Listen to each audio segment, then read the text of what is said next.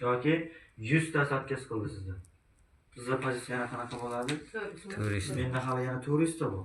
Turistlarning ichidan menda yana ikkitasi chiqadi ham to'g'ri. O siz nima psixologik ustunsiz.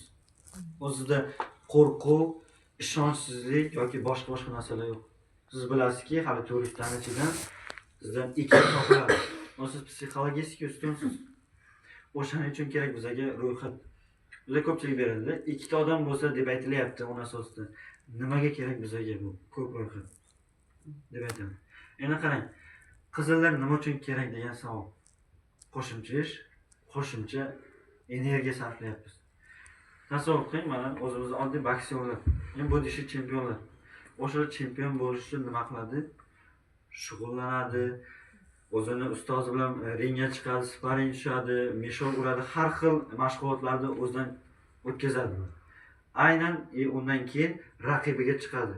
Raqibiga chiqib yutib, u chempion bo'ladi, to'g'rimi? Bizlarga nima uchun kerak qizillar? Trenirovka qilib olishimiz uchun kerak qizillar. Ko'k bilan qora bizning raqibimiz. O'sha raqibga tayyorlanish uchun biz qizillarda trenirovka qilib olishimiz kerak. Nima uchun? Chunki biz boshida beshliklarga taklif berish boshlaymiz. Avtomatik nima bo'ladi? Yangi insonda ma'lumot yo'q yoki hali tushunchaga ega emas.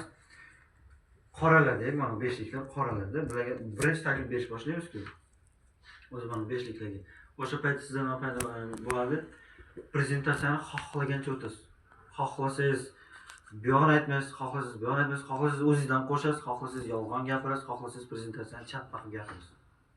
Avtomatik siz mana bu raqibingizga tayyor emassiz.